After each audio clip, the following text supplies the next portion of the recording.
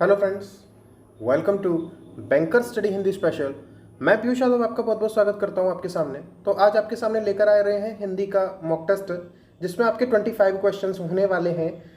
और जो भी लोग अभी चैनल से नई नई जुड़े हो, जो पहली बार इस चैनल से जुड़े हो, या फिर आपने अभी तक चैनल को सब्सक्राइब नहीं किया है, तो आप लोग चैनल को सब्सक्राइब जरूर कर लीजिए, क्योंकि हम आपको बहुत ही बेहतरीन कंटेंट प्रोवाइड कराते हैं हिंदी और कंप्यूटर का आरआरबी, पीओ और क्लर्क के लिए। तो आज हम आपके लिए लेके आए हैं हिंदी का मॉक टेस्ट। और ये कौन सा मॉक टेस्ट होने वाला है? ये मॉक टेस्ट नंबर होने वाला है 2। ये आपका मॉक टेस्ट 2 होने वाला है, क्योंकि इससे पहले वाला मॉक टेस्ट हम करा चुके हैं एक। अगर आपने वो अभी तक नहीं देखा है तो उसकी मैं जो लिंक है वो डिस्क्रिप्शन बॉक्स में और कमेंट बॉक्स दोनों में दे दूंगा, तो वहाँ से जाके आप पहला मॉक टेस्ट भी देख सकते हो। और आज आपके सामने इस मॉक टेस्ट में क्या खास है, वो चीज़ अगर मैं आपको बताऊं तो आपका जो दिल है वो बहुत ज़्यादा खुश हो जाएगा। इसमें हमने लगभग 8 से 9 टॉपिक्स को कवर किया है। 8 से 9 टॉपिक को हमने कवर किया है, और लगभग हर टॉपिक को टच करता हुआ जो भी आपके एग्जाम में आता है बिल्कुल वही लेवल, इवन उससे थोड़ा सा हार्ड लेवल ही इस मॉक टेस्ट के अंदर रखा है। और आपके सामने 25 क्वेश्चन हैं। तो कौन कौन से टॉपिक्स को हमने लिया है पहले मैं वो आपको बता देता हूँ। यहाँ पे हमने गद्य से रिलेटेड क्वेश्चन लिए हैं, हमने क्लोज टेस्ट से रिलेटेड क्वेश्चन लिए, यानी कि गद्यांश में रिक्त स्थान की पूर्ति को लेके, और उसके साथ ही हमने पैरा जंबल यानी कि अव्यवस्थित वाक्य खंड, इसके ऊपर भी हमने क्वेश्चंस लिए हैं। फिर हमने वाक्य त्रुटि लिया है, रिक्त स्थान लिए हैं, और इसके साथ ही आपके लिए हमने हिंदी शब्दकोश भी लिया है। लगभग आपके एग्जाम में जितने भी टॉपिक आते हैं वो सारे टॉपिक मैंने टच करने की कोशिश की है। और एक दो टॉपिक जो रह गए हैं वो जब हम आगे के मॉक टेस्ट करेंगे तो हम उसमें करेंगे। और आपका ये आज पूरी तरह से जो भी मैंने अभी तक प्रैक्टिस करा दी है उन सभी चीज़ों के ऊपर ये मॉक टेस्ट बनने वाला है। तो मैं चाहता हूँ कि आप 25 में से 25 लेकर आए, ये मेरी दिली तमन्ना है। अब देखो कौन इसको पूरा करता है। और आप सब लोग कमेंट बॉक्स में ज़रूर बताना कि आपके कितने नंबर आए हैं। जो भी हाईएस्ट टॉप 10 लोग होंगे, अगर 10 से ज़्यादा लोग भी कमेंट करते हो, तो जो भी हाईएस्ट टॉप 10 लोग होंगे, मैं उनके नेम और उनके मार्क्स सब मैं अगले हिंदी के सेशन में शेयर करूँगा सभी के साथ, ठीक है। और इसके साथ ही हमने और भी टॉपिक लिए हैं। जो टॉपिक है आपके मुहावरे से रिलेटेड टॉपिक है, ये भी हमने लिया है। और वाक्य में शब्दों का सही क्रम, ये भी पिछले सीजन में पूछा गया था। वाक्य के अंदर शब्दों का सही क्रम, वाक्यों के अंदर शब्दों का सही क्रम। हो सकता है ये आपने टॉपिक अभी तक नहीं किया होगा, लेकिन सारी चीज़ें आपकी बिल्कुल एग्जाम ओरिएंटेड है और इवन एग्जाम से अप लेवल की है। डाउन लेवल में कभी नहीं डालता। तो चलिए आज के सेशन को शुरू कर लेते हैं एक बहुत ही अच्छे मोटिवेशन सेंटेंस के साथ। जो आपके सामने क्या होने वाला है कि आप अपना दीपक स्वयं बनिए। आपो दीपो भव, अपना दीपक आप स्वयं बनिए। क्यों आप अपना दीपक स्वयं बनिए?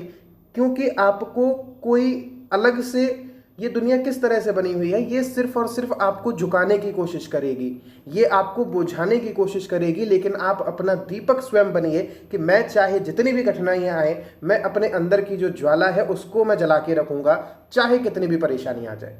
तो चलिए इसी मोटिवेशन के साथ आज के सेशन को शुरू कर लेते हैं, जो आपका रहने वाला है हिंदी मॉक टेस्ट नंबर 2 के ऊपर। तो आपकी आज की जो पहली स्लाइड है वो ये है। इसमें देखिए आपसे क्या कहा जा रहा है। ये आपका जो स्लाइड है, यहाँ पे आपके सामने हमने गद्यांश से रिलेटेड क्वेश्चंस रखे हैं। तो आपके सामने देखिए ये 3 स्लाइड का एक गद्यांश है, उसके बाद हमने इसके ऊपर 5 क्वेश्चंस रखे हैं। तो चलिए मेरे साथ ही आप लोग पढ़ लीजिए इस गद्यांश को भी, कि अगर पुराने जमाने की नगर देवता की और ग्राम देवता की कल्पनाएं आज भी मान्य होती, तो मैं कहता कि इलाहाबाद का नगर देवता जरूर कोई रोमांटिक कलाकार है। ऐसा लगता है इस शहर की बनावट, गठन, जिंदगी और रहन सहन में कोई बंधे बधाई नियम नहीं, कहीं कोई कसाव नहीं, हर जगह एक स्वच्छंद फुलाव, एक बिखरी हुई सी अनियमितता। बनारस की गलियों से भी पतली गलियां और लखनऊ की सड़कों से चौड़ी सड़कें, यॉर्कशायर और ब्राइटन के उपनगरों का मुकाबला करने वाली सिविल लाइंस और दलदलों की गंदगी को मात करने वाले मोहल्ले। मौसम में भी कहीं कोई सम नहीं, कोई संतुलन नहीं। सुबह मलयजी, दोपहरे अंगारी, तो शामें रेशमी। धरती ऐसी कि सहारा के रेगिस्तान की तरह बालू भी मिले, मालवा की तरह हरे भरे खेत भी मिले, और ऊसर और परती की भी कमी नहीं। सचमुच लगता है कि प्रयाग का नगर देवता स्वर्ग कुंजों से निर्वासित कोई मनमौजी कलाकार है, जिसके सृजन में हर रंग के डोरे हैं। और चाहे जो हो, मगर इधर क्वार कार्तिक तथा उधर वसंत के बाद और होली के बीच के मौसम से इलाहाबाद का वातावरण नेस्टरशियम और पेंजी के फूलों से भी ज़्यादा खूबसूरत और आम के बौरों की खुशबू से भी ज़्यादा महकदार होता है। सिविल लाइंस हो या अल्फ्रेड पार्क, गंगा तट हो या खुसरू बाग, लगता है कि हवा एक नटखट दोशीजा की तरह कलियों के आंचल और लहरों के मिजाज से छिड़खानी करती चलती है। और अगर आप सर्दी से बहुत नहीं डरते तो आप जरा एक ओवरकोट डालकर सुबह सुबह घूमने निकल जाएं, तो इन खुली हुई जगहों की फिजा इठलाकर आपको अपने जादू में बांध देगी। खासतौर से पौ फटने के पहले तो आपको एक बिल्कुल नई अनुभूति होगी। वसंत के नए नए मौसमी फूलों के रंग से मुकाबला करने वाली हल्की सुनहली बाल सूर्य की अंगुलियां सुबह की राजकुमारी के गुलाबी वक्ष पर बिखरे हुए भौराले गैसुओं को धीरे धीरे हटाती जाती है और क्षितिज पर सुनहली तरुणाई बिखर पड़ती है। एक ऐसी ही खुशनुमा सुबह थी और जिसकी कहानी मैं कहने जा रहा हूं वह सुबह से भी ज्यादा मासूम युवक प्रभाती गाकर फूलों को जगाने वाले देवदूत की तरह अल्फ्रेड पार्क के लॉन पर फूलों की सरजमी के किनारे घूम रहा था। कत्थई स्वीटपी के रंग का पश्मीने का लंबा कोट, जिसका एक कॉलर उठा हुआ था और दूसरे कॉलर में सरों की एक पत्ती बटन होल में लगी हुई थी। सफ़ेद मक्खन जीन की पतली पैंट और पैरों में सफ़ेद जरी की पेशावरी सैंडलें, भरा हुआ कोरा चेहरा और ऊंचे चमकते हुए माथे पर झूलती हुई एक रूखी भूरी लट। चलते चलते उसने एक रंग बिरंगा गुच्छा इकट्ठा कर लिया था और रह रहकर वह उसे सूंघ लेता था। तो इस पूरे गद्यांश में जब आपने पढ़ा तो किन चीज़ों की बात हुई है? यहाँ पे बात हुई है कि इलाहाबाद नगर जो है वहाँ पर किस तरह की विभिन्नताएं हैं और वहाँ की जो सुबह है वो किस तरह से खुशनुमा हो जाती है कुछ विशेष महीनों में, और वहाँ के कुछ विशेष मौसमों में वहाँ की जो सुंदरता है वो कितनी ज़्यादा बढ़ जाती है। और एक युवक की बात कर रहा है और उसके जो कहीं पर टहल रहा है वो जगह आपको बताई गई है और वो किस तरह की चीज़ों को पहने हुए है इस बारे में आपको पता है। तो इस पैराग्राफ में आपको इतना देखने के लिए मिलेगा। ये जो पूरा आपका गद्यांश था, और मैंने ये गद्यांश थोड़ा सा छोटा लिया है क्योंकि हमने इसके 5 क्वेश्चन ही करने, और एग्जाम में आपके 10 क्वेश्चन आएंगे या फिर 8 क्वेश्चन आएंगे तो आपको एक पैराग्राफ या 2 पैराग्राफ इसमें और जुड़े हुए मिल जाएंगे। ठीक, तो चलिए आपका पहला क्वेश्चन क्या रहने वाला है उसके ऊपर देख लेते हैं कि प्रथम गद्यांश में आई विदेशज शब्दों की संख्या बताइए। पहला गद्यांश कौन सा? ये जो आपका पहला पैराग्राफ है इसमें आपको बताना है कि कितने विदेशज शब्द आए हैं। तो विदेशज और देशज कौन से शब्द हैं? जो शब्द हमारी हिंदी भाषा के हैं, जो शब्द हम हिंदी भाषा में यूज करते हैं वो शब्द हमारे क्या कहलाएंगे? वो देशज शब्द कहलाएंगे। और हिंदी भाषा के अतिरिक्त किसी भी भाषा के शब्द जो होंगे वो सारे के सारे कौन से शब्द होंगे? वो होंगे हमारे विदेशी या विदेशज शब्द। ठीक है, तो आइए चलिए देखते हैं कि ये हमारा पहला पैराग्राफ है, इसमें कौन कौन से हमारे विदेशी शब्द आए हुए हैं। तो यहाँ पर जब आप पढ़ते हो तो एक तो आपको देखिए ये मिलेगा रोमांटिक। ये कौन सा वर्ड है? ये हिंदी का है। ठीक है, फिर उसके बाद बहुत से बच्चों को लगेगा सर यॉर्कशायर और ब्राइटन भी लिखा हुआ है। तो मैं आपको बता देता हूँ कि यॉर्कशायर और ब्राइटन ये एक क्या है? ये एक नगर का नाम है। तो ये आप विदेशज शब्द नहीं कह सकते क्योंकि विदेशी शब्द कौन से होंगे? जो बाहर से हमने ग्रहित किए हैं। अब अगर किसी का कुछ नाम है तो वो तो है ही है, समझ रहे हो? अगर किसी व्यक्ति का कोई नाम है या फिर किसी जगह का कोई नाम है तो वो देशज और विदेशज थोड़ी होगा। वो तो अब अमेरिका के लोग हैं तो उनके यहाँ के एक्सेंट के हिसाब से नाम होंगे, लेकिन आप नामों के हिसाब से ये डिसाइड नहीं कर सकते कि ये देशज या विदेशज है। लेकिन रोमांटिक का अपना एक अलग अर्थ होता है। ठीक है, और उसके बाद सिविल और लाइंस, ये दोनों ही एक अलग अलग शब्द है। अब आप कहोगे सर ये भी तो नाम ही है, लेकिन आपको पता है कि सिविल लाइंस को हिंदी में भी एक अलग ही शब्द से पुकारा जाता है। ठीक है, जो भी लोग रह रहे होंगे उन्हें मालूम होगा कि सिविल लाइंस को हिंदी में क्या कहते हैं, और आप चाहे तो कमेंट बॉक्स में मुझे बता भी सकते हो कि सिविल लाइंस की हिंदी क्या होती है। तो आपको टोटल कितने वर्ड्स मिल रहे हैं? और देखो और कहीं मिल रहा है क्या? और तो सर कोई नहीं मिल रहा, बाकी सब जो हमारे वर्ड हैं वो हिंदी के वर्ड हैं। तो हमारे कितने वर्ड हमें पहले पैराग्राफ के अंदर विदेशज शब्द मिले? बताइए। 3 मिले ना? तो अगर आपने आंसर 3 टिक किया है तो आपका उत्तर सही है। अदरवाइज आप या तो इसको मान लीजिए आपने स्किप किया है, अदरवाइज अगर आपने कोई दूसरा टिक लगाया है तो आप अपने मान के चलिए कि आपके माइनस के 0.25 नंबर आए। आज आप नेगेटिव मार्किंग को भी काउंट करेंगे, ठीक है, नेगेटिव काउंटिंग को भी मार्क करोगे, उसके बाद अपने नंबर आप लोग बताने की कोशिश करोगे। फिर चलिए, निम्न में कौन सा कथन सत्य है? निम्न में कौन सा कथन सत्य है? बैंकर स्टडी हिंदी स्पेशल हमारा चैनल है, अगर आपने सब्सक्राइब नहीं किया तो कर लीजिए। तो इनमें से कौन सा कथन सत्य है कि इलाहाबाद रोमांटिक कलाकार है, इलाहाबाद की सभी सड़कें लखनऊ से चौड़ी हैं, गद्यांश में बताए गए नगर देवता रोमांटिक तथा मनमौजी कलाकार हैं। तो सर आपने पहला जब सेंटेंस पढ़ा तो बहुत से बच्चों ने को लगा होगा कि ये चीज़ हम पढ़ के आए हैं, लेकिन आपने जो चीज़ पढ़ी थी वो क्या थी? वहाँ पर हमने क्या पढ़ा था कि इलाहाबाद का जो नगर देवता है वो रोमांटिक कलाकार है, और यहाँ पर बात किसकी हो रही है? इलाहाबाद की, इलाहाबाद के नगर देवता की नहीं हो रही है, तो ये सेंटेंस गलत हो जाएगा, ये सत्य नहीं हो सकता। फिर इलाहाबाद की सभी सड़कें लखनऊ से चौड़ी हैं, लेकिन हमें तो ये पता है कि इलाहाबाद की कुछ सड़कें कैसी हैं? बनारस की गलियों से भी पतली हैं, तो सभी सड़कें लखनऊ से चौड़ी कैसी हो जाएंगी? कुछ सड़कें होंगी जो लखनऊ से भी चौड़ी हैं, इसके बारे में बात की गई है। फिर आपसे कहा गया कि गद्यांश में बताए गए नगर देवता, यानी कि इलाहाबाद के नगर देवता रोमांटिक तथा मनमौजी कलाकार हैं। जी बिल्कुल, ये दोनों बातें बताई गई थी। तो हमारा कौन सा आंसर टिक हो जाएगा? केवल 3। अगर आपने ये टिक किया तो आप सही हैं, ठीक है। आज मैं आपको बहुत ज़्यादा एक्सप्लेन नहीं करूंगा, क्योंकि आज हमने जो प्रैक्टिस कर ली है उसी के आधार पर हम आपके सामने क्वेश्चन लेके आए हैं। तो ये केवल आपका एक मॉक टेस्ट होने वाला है। हम आपको ये बताएंगे कि ऐसा क्यों हो रहा है, सही आंसर बताएंगे और आप अपने मार्क्स को काउंट करते जाओ। और कमेंट बॉक्स में अपना आप 100% मार्क्स लिखना कि कितने आपके नंबर आए हैं, ठीक है। ये चीज़ आपको खुद एनालाइज करने में आपको हेल्प करेगी कि आपने इस मॉक टेस्ट में आपके इतने नंबर आए थे, ठीक, फिर अगले में हमारे इतने आए, क्योंकि आने वाले टाइम में बहुत सारे मॉक टेस्ट करने वाले हैं। अगला देखिए, इसमें गद्यांश में एक मुहावरा आपका यूज हुआ है, पौ फटना। इसका क्या अर्थ होता है? पौ फटने का क्या अर्थ होता है बताइए? अत्यधिक बारिश होना, जेब खाली हो जाना, प्रातःकाल होना, मृत्यु होना, भोर का समय। तो कैसे इस चीज को आप फाइंड करोगे? तो सबसे पहले तो ये देखोगे पौ फटना कहां पर यूज हुआ है। पौ फटना ये देखिए ये यूज हुआ है, खास तौर से पौ फटने के पहले तो आपको एक बिल्कुल नई अनुभूति होगी। इससे पहले एक और लाइन पढ़ लो कि आप जरा एक ओवरकोट डालकर सुबह सुबह निकल जाएं तो इन खुली हुई जगहों की फिजा इठलाकर आपको अपने जादू में बांध लेगी, खास तौर से पौ फटने के पहले। अब आप अपना कुछ अंदाजा लगा के इसमें चेक करिए कि आप क्या अंदाजा लगा सकते हैं। इसी तरह से आप इन चीज़ों को सॉल्व कर सकते हैं। यहाँ देखिए, पौ फटना, अत्यधिक बारिश होना, नहीं सर इसकी तो कोई संभावना नहीं लगती।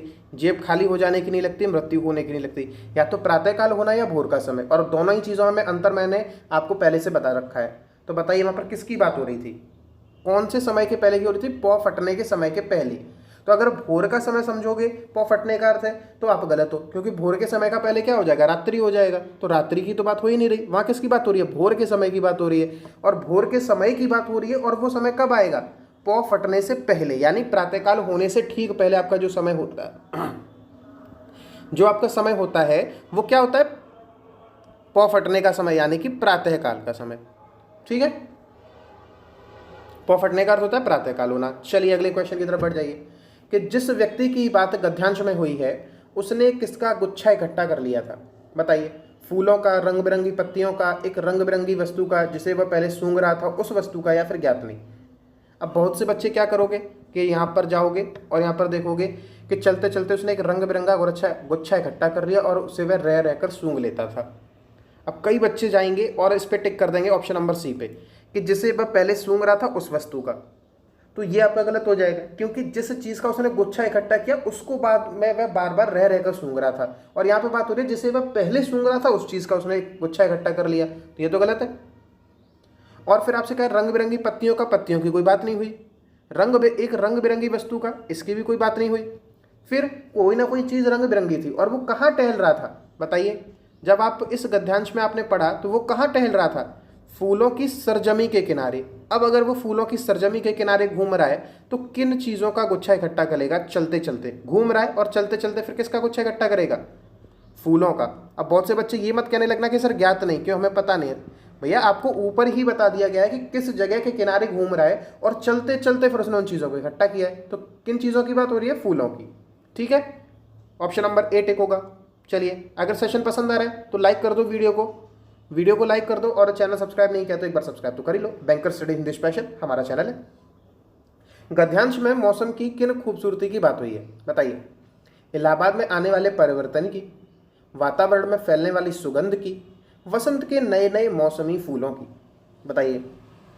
तो जब आपने इस गद्यांश को पढ़ा था तो इलाहाबाद में क्या क्या परिवर्तन आते हैं मौसम के साथ साथ, उनकी बात हुई थी। वातावरण में आम की बोरों की से भी अधिक महकदार सुगंध फैल जाती है, इसकी भी बात हुई थी। और वसंत के नए नए जो मौसमी फूल हैं उनकी भी बात हुई थी। यानी कि ऑप्शन नंबर ई सभी हमारा आंसर हो जाएगा। ठीक है, तो ये आपके 5 क्वेश्चन थे। इन 5 क्वेश्चंस में आप बताइए आपके कितने मार्क्स आए, और विद नेगेटिव मार्किंग बताइएगा, विद नेगेटिव मार्किंग रखिएगा। चलिए अगले जो हमारा टॉपिक है उसके ऊपर आ जाते हैं। ये है आपका अनुच्छेद में रिक्त स्थान की पूर्ति के ऊपर। और यहाँ पे भी हमने आपके लिए एक पैराग्राफ रखा है जो एक ही स्लाइड में आ गया है। अदरवाइज आपके 10 क्वेश्चन आएंगे और वो कम से कम इतने बड़े होंगे कि आपके 2 स्लाइड में आ पाए। ठीक है, तो जिस तरह के क्वेश्चन है उसी तरह के हमने चीज़ों को रखा हुआ है। तो किस तरह से इसको सॉल्व करते थे उसी तरह से इसको भी सॉल्व करेंगे। तो चलिए पढ़ लेते हैं कि भय का विषय 2 रूपों में सामने आता है, असाध्य रूप में और साध्य रूप में। असाध्य विषय वह है जिसका किसी प्रयत्न द्वारा निवारण संभव हो या असंभव समझ पड़े। साध्य विषय वह है जो डैश द्वारा दूर किया या रखा जा सकता हो। 2 मनुष्य एक पहाड़ी नदी के किनारे बैठे या आनंद से बातचीत करते चले जा रहे थे। इतने में सामने से शेर की दहाड़ सुनाई पड़ी। यदि वे दोनों उठकर भागने, छिपने या पेड़ पर चढ़ने आदि का प्रयत्न करें तो डैश सकते हैं। विषय के साध्य या असाध्य होने की धारणा परिस्थिति की विशेषता के अनुसार तो होती ही है, पर बहुत कुछ मनुष्य की प्रकृति पर भी डैश रहती है। क्लेश के कारण का ज्ञान होने पर उसकी अनिवार्यता का निश्चय अपनी व्यवस्था या अक्षमता की अनुभूति के कारण होता है। यदि यह अनुभूति कठिनाइयों और आपत्तियों को दूर करने के अनभ्यास या साहस के अभाव के कारण होती है तो मनुष्य डैश हो जाता है और उसके हाथ पांव नहीं हिल सकते। पर कड़े दिल या साहसी आदमी पहले तो जल्दी डरता नहीं, और डरता भी है तो संभलकर अपने डैश के उद्योग में लग जाता है। तो पूरे इस पैराग्राफ में किसकी बात हुई है? भय की बात हुई है, और किस तरह से भय को आप साध सकते हो और क्या उसका असाध्य रूप है, उन सारी चीज़ों की बात हुई है। ये चीज़ आपको समझ में आनी चाहिए। तो चलिए आज ये शुरू कर लेते हैं इस सेशन को कि इसमें आपसे क्या कहा जा रहा है कि पहले जहाँ पर भी आपका 1 नंबर आया है, यहाँ पे आपकी खाली जगह आपको देखने के लिए मिलेगी। यहाँ पर एग्जाम के अंदर आपको यहाँ पर रिक्त स्थान इस तरह से होगा और उसके ऊपर 1 लिखा होगा। अब आपको बताना है कि यहाँ पर 1 जहाँ पर नंबर लिखा है उसमें कौन सी ऑप्शन को फिल कर सकते हैं आप। प्रयत्न, निवारण, साहस, पराक्रम, कठिनाई। तो सर हम जब ऊपर की लाइनों को पढ़ते हैं कि भय का विषय 2 रूपों में सामने आता है, असाध्य रूप में और साध्य रूप में। असाध्य विषय वह है जिसका किसी प्रयत्न द्वारा निवारण असंभव हो या असंभव समझ पड़े, जबकि साध्य विषय वह है जो किसके द्वारा दूर किया या रखा जा सकता हो। अगर असाध्य विषय में आप किसी प्रयत्न के द्वारा निवारण असंभव है तो साध्य विषय में किसके द्वारा निवारण इसका संभव होगा? प्रयत्न के द्वारा ही तो होगा। तो प्रयत्न के द्वारा उसको दूर कर सको या रख सको, और तो कोई अर्थ हो नहीं सकता। समझ गए? तो आंसर क्या हो जाएगा? प्रयत्न।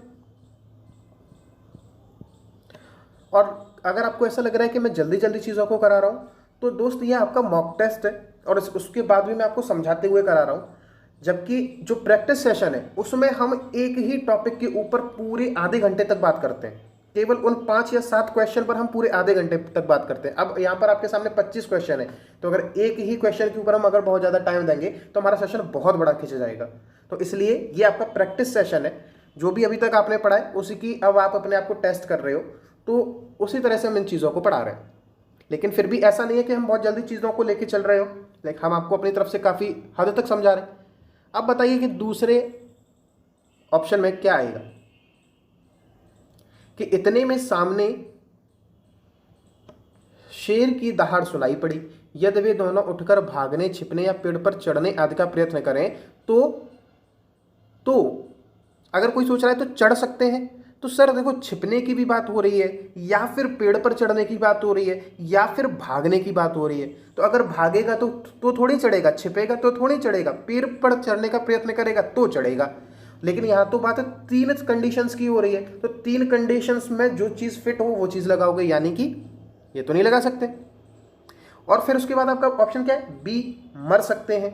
तो भाई जब वो लोग उठकर भागने, छिपने या पेड़ पर चढ़ने का प्रयास करेंगे तो मरेंगे थोड़े। ये प्रयास क्यों किया जा रहा है कि जिससे कि वो बच जाए। अब ठीक यहाँ पर वही चीज़, जिस तरह से आपने चढ़ को काट दिया उसी हिसाब से आप भाग को काट लेंगे और छिप को काट देंगे, क्योंकि तीनों कंडीशन का क्या परिणाम निकलेगा उसकी बात होगी। अगर तीनों कंडीशन का अगर आप परिणाम देखें, उठकर भाग जाए तो भी शायद बच जाए, छिप जाए तो बच जाए, पेड़ पर चढ़ जाए तो बच जाए, यानी कि ऑप्शन नंबर ई हमारा जो है वो आंसर होगा। ठीक है, यहां तक किसी को कोई भी दिक्कत नहीं होनी चाहिए। आ जाइए अगली थर्ड पर, बताइए यहां पर क्या ऑप्शन टिक करोगे। वीडियो पसंद आ रही है तो भाई लाइक कर देना। आपके लिए बहुत मेहनत करके हमने ये मॉक टेस्ट बनाया है, पूरा लगभग 5 या 6 घंटे तक हमें कंटेंट ढूंढने में लगता है, फिर उसके लिए बाद आपके सामने इन स्लाइड्स को बनाना होता है, और सारा कुछ हम आपको फ्री में प्रोवाइड करा रहे हैं। तो आप हमें लाइक तो दे सकते हो, इतना काम तो आपका भी बनता है। थर्ड में बताइए, विषय के साध्य या असाध्य होने की धारणा परिस्थिति की विशेषता के अनुसार तो होती ही है। विषय के साध्य या असाध्य होने की धारणा परिस्थिति की विशेषता के अनुसार तो होती ही है, पर बहुत कुछ मनुष्य की प्रकृति पर भी डैश रहती है। क्या रहती है? प्रकृति पर भी स्वतंत्र रहती है। नहीं सर, अगर आप पढ़े होगे तो आपके अंदर अपने आप सेंस वो डेवलप हो जाएगा कि प्रकृति पर भी क्या करती है या क्या रहती है, उद्योग रहती है। ये कट जाएगा, ये तो हो ही नहीं सकता, उद्योग रहती है। बताइए धारणा है, धारणा प्रयत्नशील रहेगी क्या मनुष्य की प्रकृति पर? नहीं रहेगी। स्वतंत्र नहीं होगा, या तो अवलंबित होगा या अधीन होगा। अब अधीन और अवलंबित का क्या क्या अर्थ होता है अगर आपको ये पता है तो फिर आप कर पाओगे। अधीन को इंग्लिश में कहते हैं अंडर मोस्ट, यानी कि नीचे वाली चीज, सबसे नीचे वाली चीज, अंडर मोस्ट, ये होता है आपका अधीन। और अवलंबित का क्या अर्थ होता है? निर्भर होना। तो यहां पर देखिए, मनुष्य की प्रकृति पर भी निर्भर रहती है। जो धारणा है कि वो साध्य है या असाध्य, ये मनुष्य की प्रकृति पर भी तो निर्भर रहेगी कि मनुष्य किस तरह से उन चीजों को सोचता है। तो यहां पर अवलंबित हमारा सही हो जाएगा, क्योंकि इसका अर्थ क्या है? निर्भर होना। ठीक है, यहां तक किसी को कोई दिक्कत नहीं है। अगले क्वेश्चन की तरफ बढ़ो। क्वेश्चंस आपको बहुत अच्छे लग रहे होंगे, और जो लोग भी पहले से एग्जाम दे चुके हो, मेंस में अगर अपियर हुए हो आरआरबी के, तो सबको पता होगा ठीक यही आपका पैटर्न रहता है और ठीक यही लेवल रहता है। डिफिकल्टी लेवल भी यही रहता है। कभी कभी इससे थोड़ा सिंपल मिल जाएगा, लेकिन इससे टफ नहीं जाएगा। और वहां पे अगर सोच रहे हो कि वहां पे तो सर हमें टफ लगा था, तो टफ सर इसलिए लगा था क्योंकि आपने कभी उन चीज़ों की प्रैक्टिस नहीं की थी। और आप इतने सेशन से लगातार 25 क्लास हम ले चुके हैं हिंदी की, तो आप 25 क्लासों से प्रैक्टिस कर रहे हो, तो अब आपको ये चीज़ें बाई डिफॉल्ट सिंपल लगना शुरू हो जाएंगी। चौथे में बताइए कि क्या होगा। चौथे में एक सेंटेंस पहले से पढ़ते हैं कि यदि यह अनुभूति कठिनाइयों और आपत्तियों को दूर करने की अनभ्यास या साहस के अभाव के कारण होती तो मनुष्य डैश हो जाता है और उसके हाथ पांव नहीं हिल सकते। यानी कि एक ऐसी कंडीशन में आ जाता है कि जहां पे वो हाथ पांव भी नहीं हिला पाए। तो कैसी कंडीशन में होगा? मनुष्य अगर भयभीत हो जाएगा तो ऐसा थोड़ी है कि उसके हाथ पांव नहीं हिलेंगे। भयभीत में लोग कांपते भी हैं, तो ये चीज तो नहीं होगी। स्वभावगत, जो आपकी आदत में हो, बाई नेचर। स्वभावगत का क्या अर्थ होता है? बाई नेचर, जो आपकी आदत में हो। इस बात को ध्यान रखना। स्वभावगत, आलोकित तो होगा नहीं, प्रकाशवान तो करता नहीं है, तो बचेगा क्या? स्तंभित, यानी कि दंग रह जाता है व्यक्ति। और स्तंभित यहाँ क्यों यूज किया है? क्योंकि उसके हाथ पांव नहीं हिल सकते। ये वर्ड हमें लगाना है, ये शब्द हमने जोड़े थे, इसलिए दंग रह जाने का हमने स्तंभित वर्ड यूज किया है। ठीक है, 9 क्वेश्चन अभी तक आपके हो चुके हैं और एकदम से बढ़िया चल रहा है सारा कुछ, और जल्दी जल्दी भी हम चीज़ों को कर पा रहे हैं। देखिए 9 क्वेश्चन हुए, लेकिन फिर भी हमारे 24 मिनट हो गए, तो लगभग 18 से 20 मिनट तो हमने ले ही लिए हैं। लेकिन एग्जाम में तो मैं आपको बहुत जल्दी कर पाओगे, क्योंकि वहाँ पे आपको कोई डिस्टर्ब नहीं करेगा, और यहाँ पर तो मैं आपको चीज़ों को समझा रहा हूँ। 5वें में देखिए कि क्या होगा कि पर कड़े दिल का या साहसी आदमी पहले तो जल्दी डरता नहीं है, और डरता भी है तो संभल कर अपने किस में लग जाता है? बताइए, पसंद के उद्योग में लग जाता है। देखिए, डरता भी है, अगर वो डरता है तो फिर वो क्या काम करेगा उसकी बात यहाँ पर होगी नंबर 5 में। अगर वो डरता भी है तो संभल कर अपने किस में लग जाएगा, बताइए, रोज के उद्योग में लग जाएगा, धर्म के उद्योग में लग जाएगा, पसंद के उद्योग में लग जाएगा, जवानी के उद्योग में लग जाएगा, या बचाव के उद्योग में लग जाएगा। उद्योग कहने का अर्थ ये है, ये मत समझने लगना कि वो मतलब कि किसी कारखाने में काम करने लगा। उद्योग का अर्थ क्या है, कौन से काम में लगेगा, बताइए। अगर आप का किसी भी चीज़ के प्रति कोई डर है और अगर आप साहसी व्यक्ति हैं तो साहसी व्यक्तियों की यह पहचान होती है कि पहले तो वो डरेंगे नहीं, और अगर डर गए, थोड़ा बहुत अगर उन्हें डर लगा भी, तो वो उस चीज़ पर काम करना शुरू कर देते हैं जिस चीज़ पर उन्हें डर लगा, जिससे क्या होगा, उनका जो डर है वो खत्म हो जाए। तो वो किन कामों में लग जाएंगे, उस डर को खत्म करेंगे, यानी कि अपने बचाव के उद्योग में लग जाएंगे कि कैसे मेरा ये डर है वो उससे मैं बच पाऊं, उससे मैं खत्म कर पाऊं। ठीक है, तो आपके टोटल कितने क्वेश्चन हो चुके हैं अभी तक? 10 क्वेश्चन आपके हम अभी तक करा चुके हैं। तो बताइए 10 क्वेश्चन अभी तक आपको अच्छे लगे होंगे। अब जो हम अगला टॉपिक करने वाले हैं वो करने वाले हैं वाक्य में शब्दों का सही क्रम। ये टॉपिक इस बार एग्जाम में आया था और लगभग 2 से 3 क्वेश्चन इसके देखने के लिए मिले थे। अगर आपको ध्यान हो, अगर आपने पूरे 40 क्वेश्चंस पर गो थ्रू हुए होंगे जिन्होंने भी मेंस दिया है, तो इसके 2 से 3 क्वेश्चन तो लगभग थे ही थे, एग्जैक्ट मुझे ध्यान नहीं है, लेकिन लगभग 2 से 3 तो थे ही। इतने क्वेश्चन तो देखने के लिए मिले ही थे वाक्य में शब्दों का सही क्रम के। और इसके मैंने आपके लिए लिए 2 क्वेश्चंस। ठीक है, तो ये कैसे क्वेश्चन है वो मैं आपको दिखाता हूं पहले। अब आपके सामने देखो, इस तरह से क्वेश्चन होगा, जो आपके सामने रेड मार्क में जो लिखे हैं इन्हें आप 1 2 3 4 नंबर मानेंगे।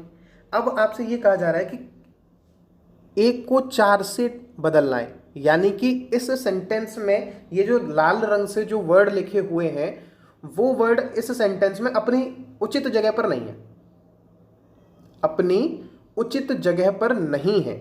तो जब ये अपनी उचित जगह पर नहीं है तो हम इन शब्दों को किन शब्दों से विस्थापित कर दें या किन शब्दों से स्थापित कर दें कि जिससे जो हमारा सेंटेंस है वो एक अर्थपूर्ण शब्द बनाना शुरू हो जाए। ठीक है, तो इस क्वेश्चन को आप एक बार देखिए और आप एक बार डिसाइड करके बताइए कि क्या आप इन क्वेश्चन को कर पाएंगे। ट्राई करके देखिए, मैं आपको इसके लिए कम से कम 20 से 25 सेकंड का टाइम दे रहा हूं, उसके बाद मैं आपको इसके लिए कराऊंगा। कोई भी स्किप मत करो, आराम से अपना टाइम लो।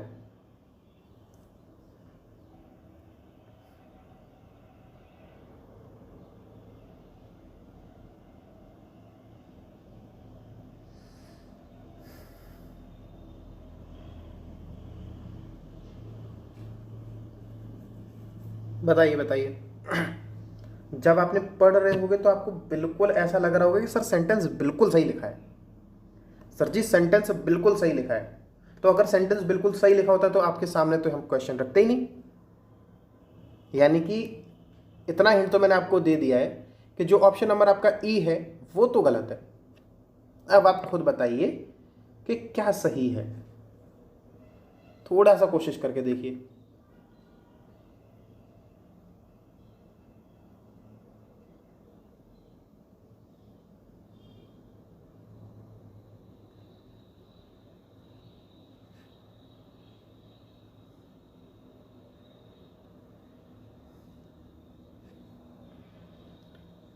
ट्राई कर लिया होगा, ट्राई कर लिया होगा आप लोगों ने। तो चलिए मैं आपको बता देता हूं। और प्रश्न पूछने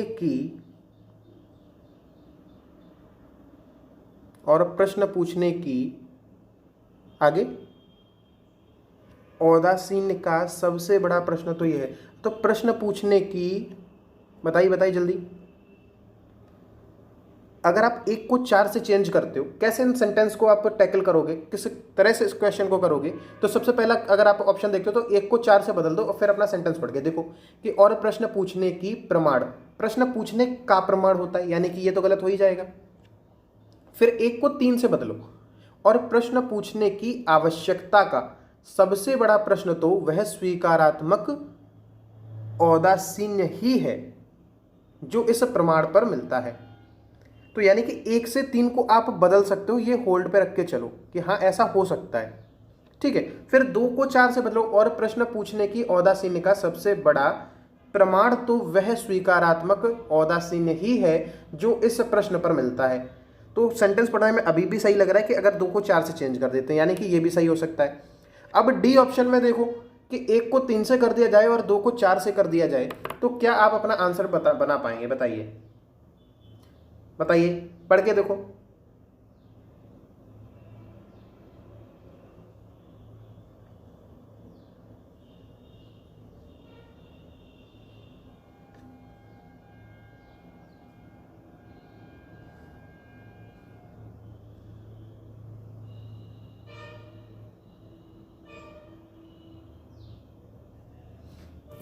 कोशिश करके देख ली होगी, बताइए, कोशिश करके तो देख ली होगी। चलो एक बार पढ़ के देखते हैं। और प्रश्न पूछने की औदासीन्य, इसको क्या अर्थ होता है? बताइए, औदासीन्य का क्या अर्थ होता है? कह रहे हो सर पहली बार हम इस शब्द को सुन रहे हैं, पहली बार हम इस शब्द को सुन रहे हैं। औदासीन्य का अर्थ होता है आपका उदासीनता। औदासीन्य का अर्थ क्या होता है?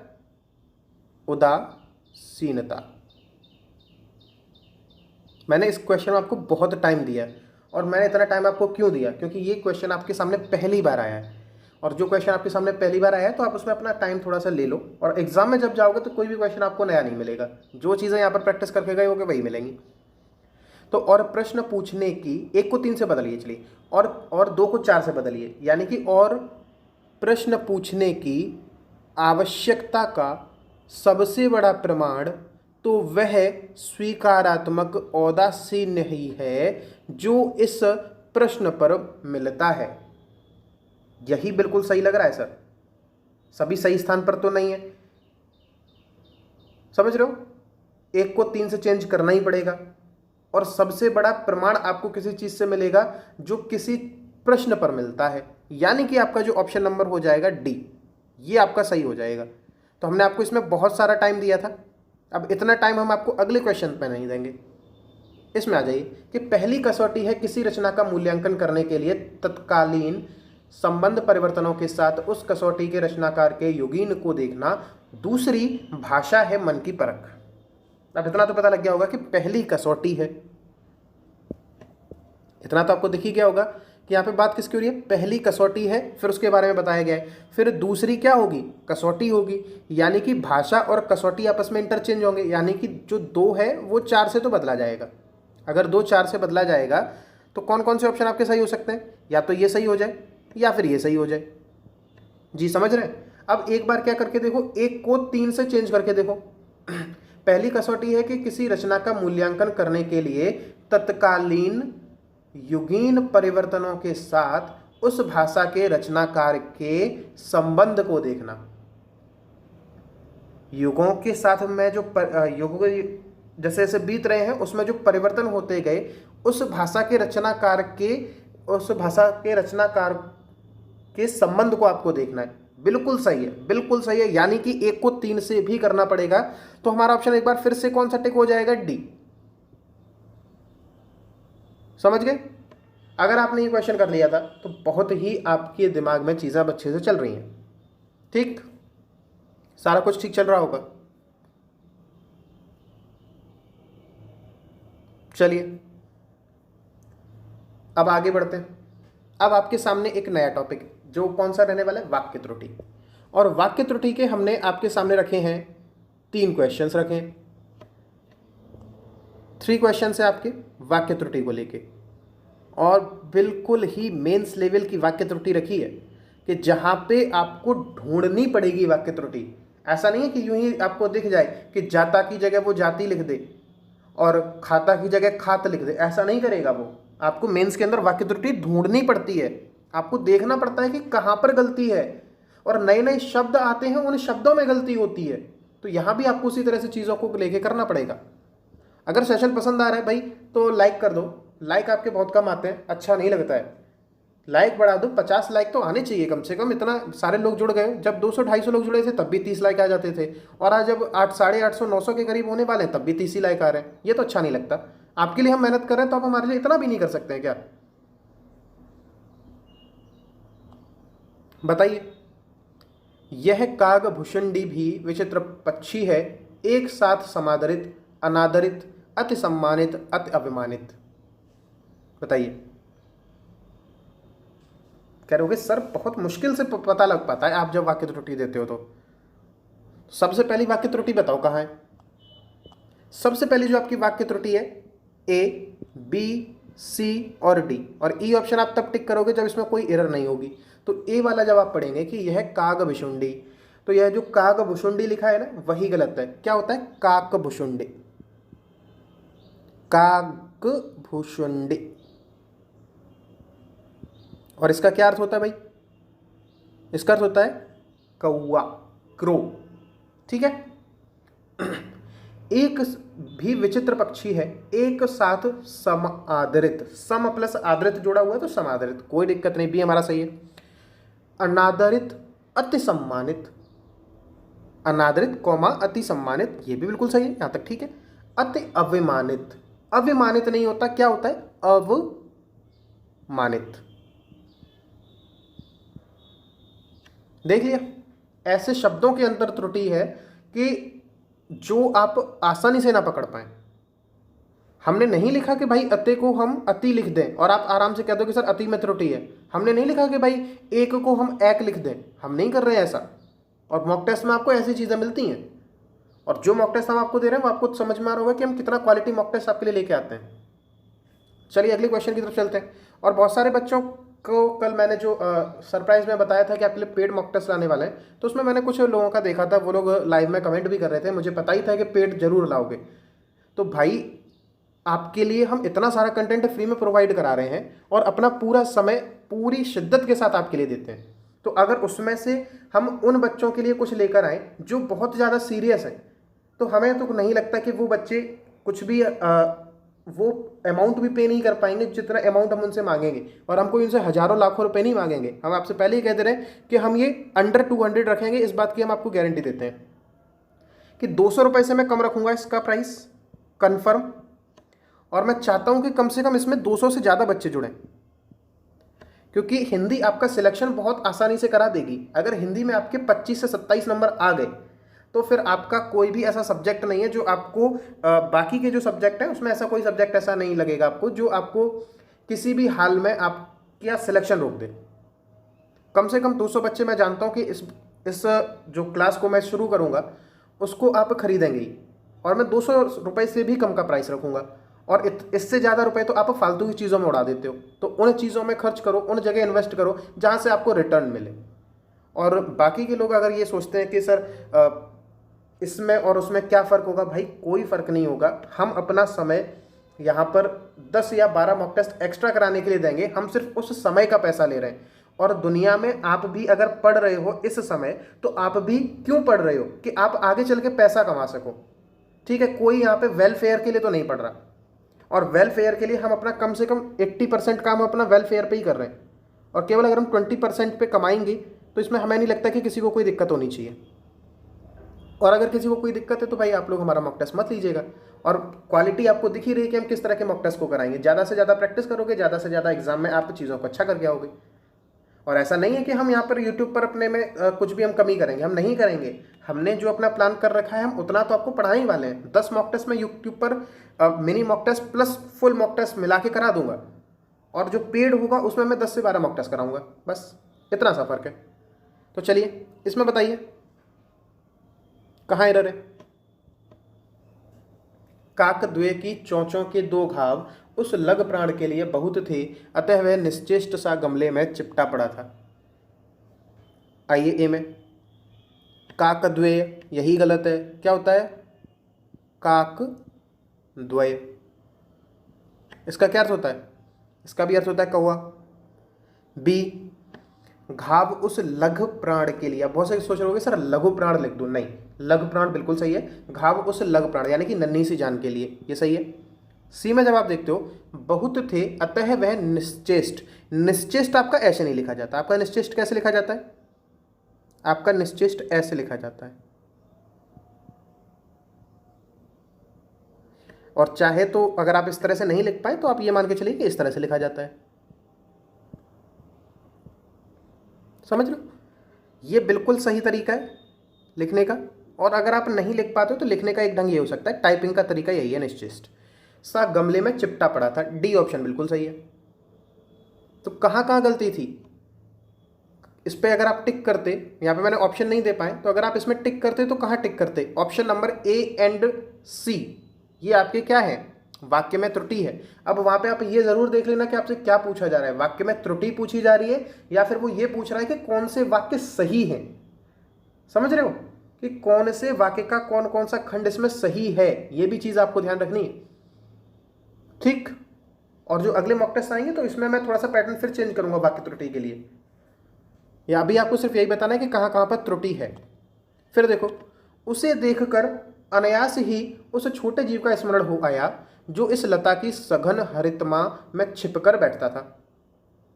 ए में आ जाइए, उसे देखकर अनायास ही, उसे देखकर अनायास नहीं, कैसा?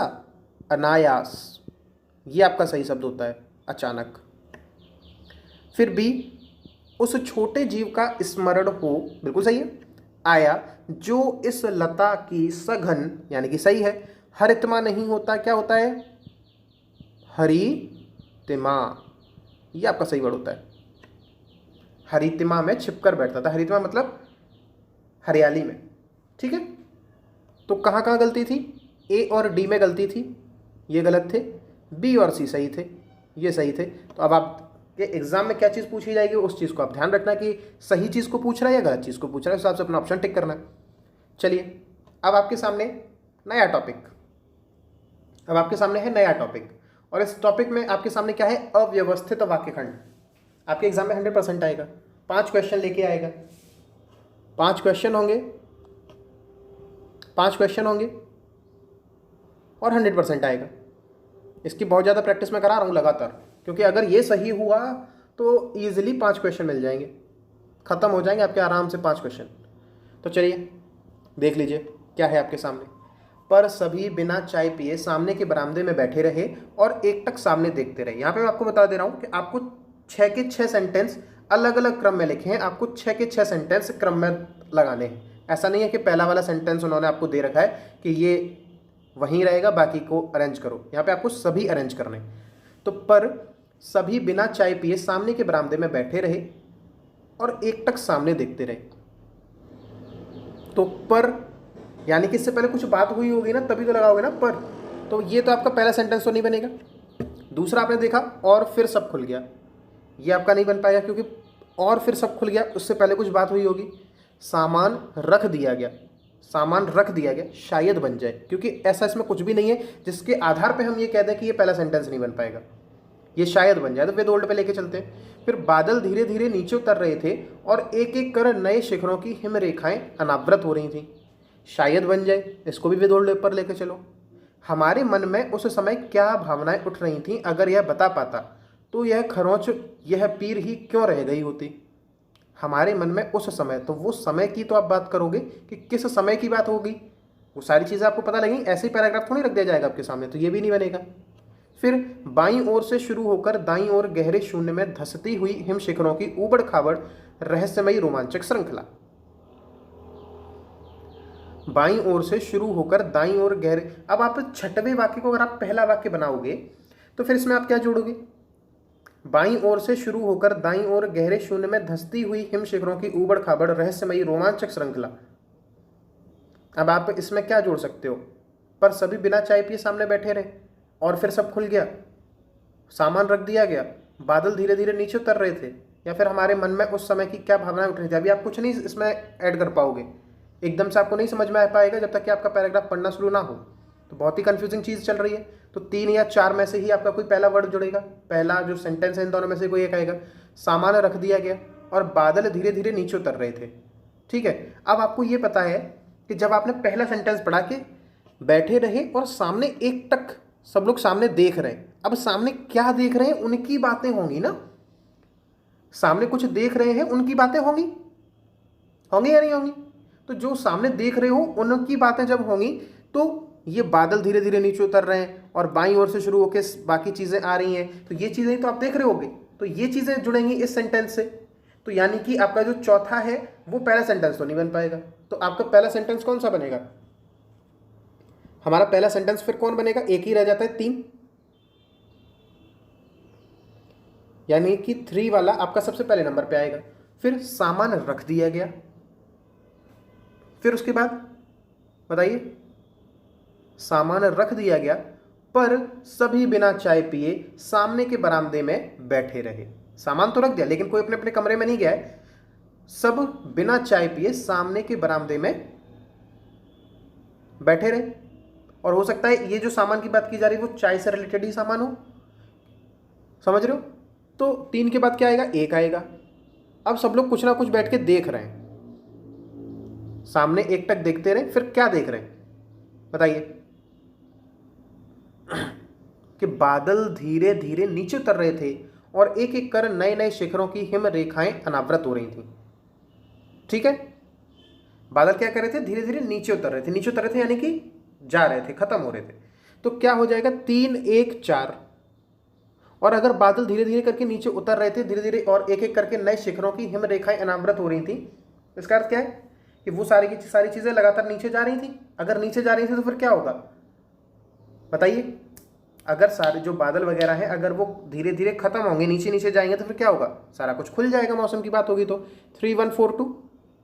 देखिए इस तरह से चीजें चलेंगी और बहुत आसान आपको नहीं मिलेगा, आपको बहुत दिमाग लगाना पड़ेगा वहां।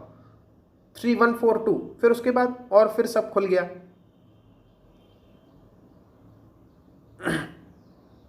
अब 5 और 6 में से कोई एक चीज जुड़ेगी, 2 में, कि और फिर सब खुल गया। अब अगर खुला है तो फिर उसके बारे में बात करोगे, किस तरह से खुला है बताइए? फिर सब खुल गया, बाईं ओर से शुरू होकर दाईं ओर गहरे शून्य में धंसती हुई हिमशिखरों की ऊबड़ खाबड़ रहस्यमयी रोमांचक श्रृंखला। खुला तो कैसे? बाईं ओर से शुरू हुआ है और दाईं ओर गहरे शून्य में धंसता हुआ जा रहा है। हिमशिखर की जो ऊबड़ खाबड़ और रहस्यमयी रोमांचक श्रृंखला है, इस तरह से चीजें खुली हैं। यानी कि 2 के बाद आपका क्या आ जाएगा? 5 आ जाएगा और बचता है आपका 6, सॉरी जो आपका 6 है वो आएगा। 2 के बाद आपको क्या जुड़ेगा? 6 जुड़ेगा। 2 के बाद आपका 6 जुड़ेगा, 6 ये जुड़ जाएगा आपका 6। अब आपको दिख रहा होगा सही, ठीक है? फिर 6 के बाद जो बच गया वो क्या जुड़ेगा? 5। तो हमारा जो क्रम होगा वो क्या होगा जुड़ने का? 3 1 4 2 6 5, ये हमारा क्रम होगा। वहां पे आपसे क्वेश्चन कैसे पूछे जाएंगे कि उपरोक्त गद्यांश को या उपरोक्त वाक्य खंडों को व्यवस्थित करने के बाद गद्यांश का प्रथम वाक्य कौन सा होगा? तो फिर आप कौन सा आंसर टिक करेंगे? 3। और तृतीय वाक्य कौन सा होगा? तो आंसर टिक करेंगे 4। इस तरह से आपका आंसर चलेंगे, ठीक है? चलिए ये भी हमने अपना टॉपिक कवर कर लिया है। अब आपका अगला जो टॉपिक है वो कौन सा है? 48 मिनट हो चुके हैं, लगभग 1 घंटे तक जाएगा ये सेशन। तो रिक्त स्थान की पूर्ति के ऊपर आपका सेशन है। इसके भी हमने आपके सामने 2 क्वेश्चन लिए हैं और बहुत ही बेहतरीन क्वेश्चन लिए हैं, बहुत बेहतरीन क्वेश्चन लिए हैं, बिल्कुल एग्जाम ओरिएंटेड लिए हैं, इवन एग्जाम से टफ लिए हैं। मैं चाहता हूं कि 25 में से 25 लाओ, लेकिन जहां तक मुझे लगता है कि मैंने इस हिसाब से पेपर सेट किया है कि अगर आप, मैं पहले ही आपको बता दे रहा हूं कि आपको वरी होने की जरूरत नहीं है कि अगर आप एग्जाम के अंदर इस वाले मॉक टेस्ट के अंदर 15 से 18 के बीच में नंबर ला पा रहे हो, ये नंबर अगर आप ला पा रहे हो तो ये मान के चलो कि आपकी जो तैयारी है, ये आपकी जो तैयारी है, it is going very well, ठीक है? आप बहुत अच्छा कर रहे हो हिंदी में, आपके जो इंप्रूवमेंट है वो बहुत अच्छा हो रहा है। लेकिन अगर आपसे कहा 12 से 15 के बीच में हो रहा है तो भी कहीं तक आपकी तैयारी ठीक है, लेकिन अगर आप 12 से नीचे जा रहे हो तो फिर भाई आपको एक बार सारे सेशंस को दोबारा देखना पड़ेगा जितने भी मैंने अपलोड किए हैं, क्योंकि बार बार चीज़ों को देखने से ही आपके मन में वो सारी बातें उत्पन्न होंगी जो मैं आपको सिखाने की कोशिश करता हूँ। चलिए पहला देखिए, इसमें आपके सामने 4 रिक्त स्थान है। एग्जाम में 3 रिक्त स्थान आते हैं, मैंने 4 रखे हैं और एक मैंने 4 का रखा है, एक मैंने 3 का रखा है। और चौथा जो रिक्त स्थान है वो रखने का कोई मतलब ही नहीं है, क्योंकि हर एक में क्या लिखा हुआ है? मनोरंजन लिखा हुआ है। तो चौथा भरना ना भरना कोई फर्क नहीं है, केवल आप पर एक मानसिक दबाव डाला जाता है। एग्जाम में भी यही होता है कि जैसे आपने देखा कि 4 रिक्त स्थान आए हैं और आपने देखा कि नहीं इतनी देर तो मैं नहीं लगाऊंगा, लेकिन अगर आपने ऑप्शन देखा अच्छा लास्ट के 4 ऑप्शन सेम है, तो फिर आपके ऊपर मानसिक दबाव खत्म हो जाएगा। तो ये सारी चीज़ें, प्रेशर आपको अपने ऊपर नहीं लेना है। हर तरह की चीज़ें मैंने दी हैं, जिस तरह से एग्जामिनर एक आपका पेपर सेट कर सकता है, बिल्कुल वैसे ही मैंने किया हुआ है। अब देखो इसमें क्या बात हो रही है, भय जब डैश हो जाता है तब कायरता या डैश कहलाता है और भारी दोषों सा माना जाता है। विशेषतः डैश में स्त्रियों की भीरुता तो उनकी लज्जा के समान ही रसिकों के मनोरंजन की वस्तु रही है।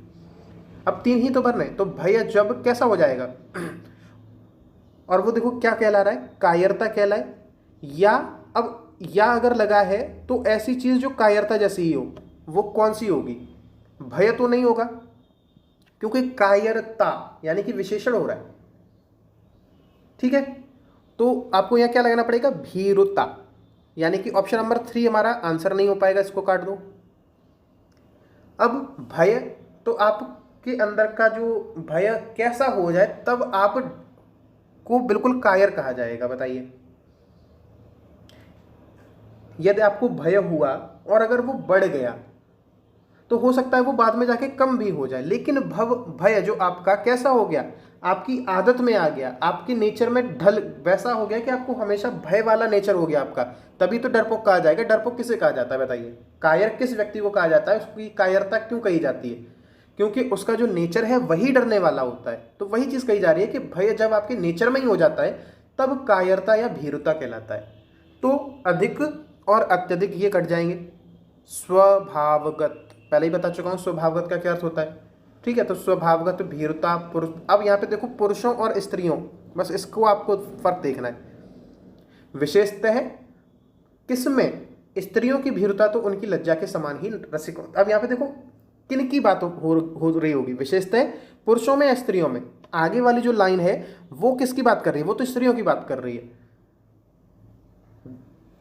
स्त्रियों की बात करें कि स्त्रियों के अंदर की जो कायरता है वो तो उनकी लज्जा के समान ही रसिकों के मनोरंजन की वस्तु रही है, लेकिन भारी दोषों का समान किसे माना जाएगा, पुरुषों का।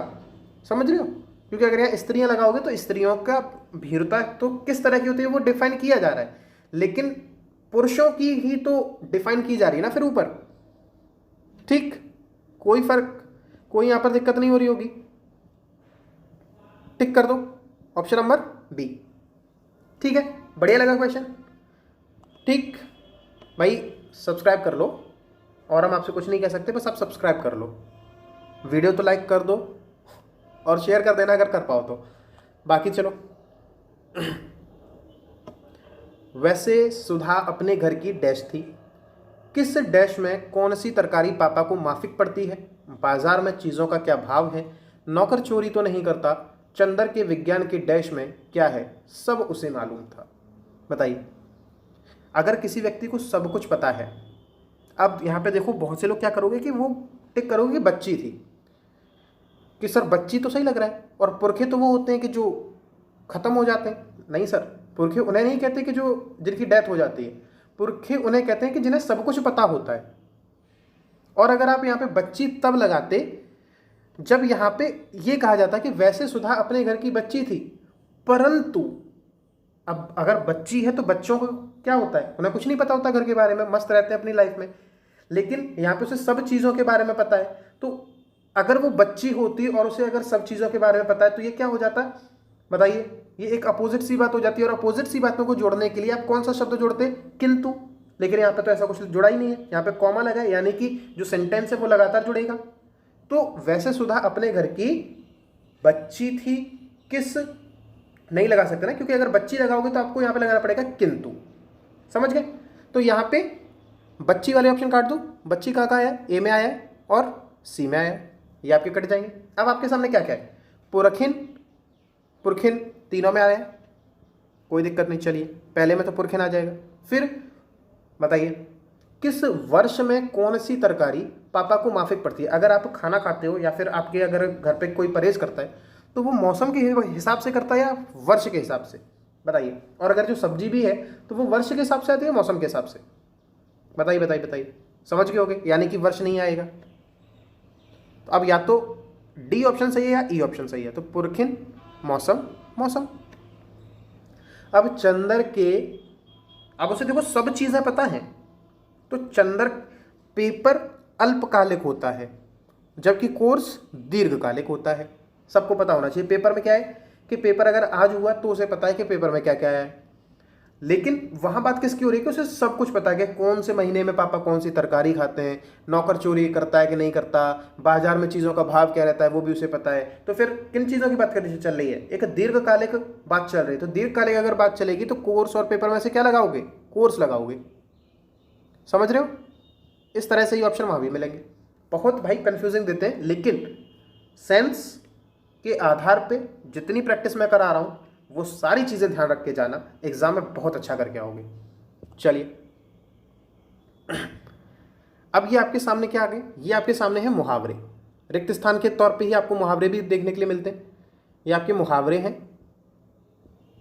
अब आपको बताना है कि कौन से मुहावरे कहाँ पर टिक किए होंगे। कि आज के लोग व परिवारों की स्थिति ऐसी है। चलिए मैं इसको थोड़ा सा जूम करता हूँ, चलिए थोड़ा सा और। हाँ, आज के लोग व परिवारों की स्थिति ऐसी है कि जैसे, अब बताइए, सब एक ही थाली के चट्टे बट्टे हों, सबके घर मिट्टी के चूल्हे हों, गुड़ दिए मरें तो जहर क्यों दें, घर में नहीं दाने बुढ़िया चली बनाने। बताइए, या ऑप्शन बी और ऑप्शन डी दोनों टिक कर सकते हो अर्थ के आधार पे। तो सब एक ही थाली के चट्टे बट्टे होना यानी कि एक ही समूह के व्यक्ति, एक ही आदत के व्यक्ति। तो आज के लोग व परिवार की स्थिति कैसी है, क्या सब परिवार में सभी लोग एक ही आदत के होते हैं? नहीं होते। तो ये दो ऑप्शन हमारा गलत हो जाएगा। फिर सबके घर मिट्टी के चूल्हे हों, सबके घर मिट्टी के चूल्हे होने का मतलब है कि सभी की जो स्थितियां हैं वो समान हो और कैसी हो, खोखली सी होती हैं। तो वही चीज़ है कि आज के लोग और परिवारों की स्थिति कैसी है कि जैसे घर के सबके घर मिट्टी के चूल्हे, यानी कि लगभग सब घरों में सेम प्रॉब्लम्स ही रहती हैं, सब घरों की सेम स्थिति रहती है। कुछ अपवाद होते हैं कि आज के लोग और परिवारों की स्थिति कैसी है कि सबके घर मिट्टी के चूल्हे हैं भाई, कि सबके घरों की स्थिति सेम ही है। तो ये हम टिक कर सकते हैं। फिर गुड़ दिए मरे तो जहर क्यों दे, यानी कि अगर कोई काम प्रेम से हो जाए तो उसके लिए मतलब कि घृणा से क्यों किया जाए, तो इसका तो कोई सेंस भी नहीं बन रहा। फिर घर में नहीं दाने बुढ़िया चली बनाने, इसका अर्थ होता है दिखावा करना, कि आज के लोग व परिवारों की स्थिति कैसी है कि जैसे हर वक्त वो क्या करते हैं, दिखावा करने की कोशिश करते हैं। ये भी सेंस के हिसाब से टिक हो जाएगा कि घर में नहीं दाने बुढ़िया चली बनाने, दिखावा करने की स्थिति। आज के लोगों परिवारों की स्थिति कैसी है कि वो दिखावा करते हैं। ये भी आप अपने सेंस के आधार पर टिक कर सकते हो। तो आपका ऑप्शन कौन सा टिक हो जाएगा? ऑप्शन नंबर बी और डी, ये हमारा सही आंसर होगा। ठीक, अगला देखो। अमित एक बार में 12 रोटियां खाता है और तुमने दी तो, यह तो उसके लिए ऊंट के मुंह में बेर है, घर बैठे गंगा आना है, घर की मुर्गी दाल बराबर है, ऊंट के मुंह में जीरा है। ऑप्शन सी और ऑप्शन डी, बताइए। कई बार आपके सामने देखिए एग्जाम में भी यही चीज़ होगी कि आप जल्दी जल्दी में जाएंगे और स्टार्टिंग का पढ़ेंगे और बस टिक करके आगे बढ़ जाएंगे। ऊंट के मुंह में पड़ा और ये ऑप्शन ए टिक करके भाग गए, तो यहीं आपके गलत हो जाएगा। पूरा पढ़ना, ऊंट के मुंह में जीरा, यानी कि आवश्यकता से बहुत कम। जो व्यक्ति 12 रोटियां खाता है उसे अगर 2 दोगे तो उसके लिए तो ऊंट के मुंह में जीरे के बराबर है। ठीक है, तो ये आपका हो गया। अब देखो आपके सामने कौन सा प्रश्न है, शब्दकोश। ये टॉपिक भी हमने आपसे लिया है, शब्दकोश। इसका हमने सिर्फ एक क्वेश्चन रखा है क्योंकि एग्जाम में इस बार भी एक ही क्वेश्चन आया था, तो हमने सोचा कि आपके सामने भी एक ही क्वेश्चन रखें। ठीक है, अब आपको बताना है कि इसमें क्या आपका क्रम रहने वाला है हिंदी शब्दकोश के आधार पे। बताइए, जिन्होंने मेरी शब्दकोश की सारी क्लासेस ली हैं, इवन प्रैक्टिस वाली भी, वो बहुत आराम से कर लेंगे। सबसे पहली चीज़, पहला और लास्ट ढूंढ लो। सर पहला और लास्ट, लास्ट तो सर वो होगा कि जो सारे शब्द ग से शुरू हैं, तो यानी कि आधे ग वाला शब्द जो है वो लास्ट होगा, यानी कि ग्लय है। यानी कि जहाँ भी कौन से नंबर पर लिखा है ग्लय, चौथे नंबर पर लिखा है, तो जहाँ भी लास्ट में 4 लिखा है वो हमारा आंसर हो सकता है। तो बी नहीं होगा और ए नहीं होगा। अब पहला ढूंढ लो, पहला ढूंढ लो। चलो, गृह पहले आएगा या ग्रह पहले आएगा, इसके ऊपर बहुत डिटेल में बात करी थी। इससे जो पहले जो मैंने शब्दकोश का सेशन लिया है उसमें मैंने डिटेल में बात करी थी इन चीज़ों के ऊपर। बताइए, तो जिन लोगों ने भी वो सेशन देखा होगा वो पहुंच गए होंगे कि गृध्या, जिसका अर्थ होता है लालच, ग्रीड, ये जो आपका शब्द है ये चीज़ आपकी पहले आएगी। यानी कि ऑप्शन कौन से आप टिक कर सकते हो, जो चीज़ पहला और जो आपका है गृदय कौन से नंबर पे लिखा है, पहले नंबर पे, यानी कि जो आपका पहला शब्द है वही हिंदी शब्दकोश में पहले नंबर पे आ रहा है। ये कहाँ आपको दिख रहा है, ऑप्शन नंबर डी में दिख रहा है सर। तो हमारा ऑप्शन नंबर डी हो जाएगा आंसर। और यहाँ तो चलिए ऑप्शन से आपने कर लिया, लेकिन अगर यहाँ पे आपके ऑप्शन कुछ अलग तरह से होते, कुछ और भी आपको पहले नंबर पे मिल जाता, तब आपको बनाना पड़ता। तो गृध्या, फिर उसके बाद क्या लिखा है, ग्रहण, यहाँ लिखा है ग्राम, और फिर लिखा है ग्रीब। अब सारे ही ग्रह से शुरू हो रहे हैं, तो फिर आप मात्रा के आधार पर जाएंगे। तो ग्रह में कौन सी मात्रा है, अ की मात्रा है, ग्राम में आ की मात्रा है, और ग्रीव में ई की मात्रा है। तो अब इनकी मात्राओं के हिसाब से जाओगे तो ग्रहण पहले आएगा, ग्राम उसके बाद आएगा, और ग्रीव उसके बाद आएगा, यानी कि 1 2 3 फिर 5 और 4। ठीक है, तो ये आपका आज का पूरा मॉक टेस्ट हमने खत्म कर लिया। बैंकर स्टडी हिंदी स्पेशल हमारा चैनल है भाई, जुड़ सकते हो, इस चैनल को सब्सक्राइब कर सकते हो। टेलीग्राम पे अगर जुड़ना चाहते हो तो भाई टेलीग्राम पे भी जुड़ जाओ, लिंक मैं सेंड कर दूंगा, सेंड किया कर दूंगा। डिस्क्रिप्शन बॉक्स में सारी चीज़ें हैं, डिस्क्रिप्शन बॉक्स में हर चीज़ की लिंक है। हिंदी की प्लेलिस्ट भी है, कंप्यूटर की प्लेलिस्ट भी है, टेलीग्राम का ग्रुप भी है, क्वांट और रीजनिंग के जो सेशन ले रहे हैं उसकी भी लिंक है, और साथ ही मॉक टेस्ट 1 जो हमने हिंदी का रखा था उसकी भी लिंक मैं आज रख दूंगा। ये भी आपको मिल जाएगी मॉक टेस्ट 1 की, ये आपको कमेंट बॉक्स में भी मिल जाएगी और डिस्क्रिप्शन बॉक्स में भी मिल जाएगी। तो बस जुड़े रहिए। सेशन अगर पसंद आए तो मैं आज आपसे कह रहा हूँ कि भाई लाइक कर दो सेशन को। मुझे आज का टारगेट मैं रख रहा हूँ कि मुझे आज के सेशन में कितने लाइक्स चाहिए। मुझे आज के सेशन में कम से कम 50 लाइक्स चाहिए इस वीडियो पर, और मैं चाहता हूँ कि ज़्यादा से ज़्यादा आप इस वीडियो को शेयर करें। तो चलिए मिलेंगे अगले सेशन में, तब तक के लिए goodbye, god bless you all. अगर आपका कोई भी डाउट है तो वो आप कमेंट बॉक्स में पूछ सकते हैं, और अपना स्कोर जरूर शेयर कीजिए।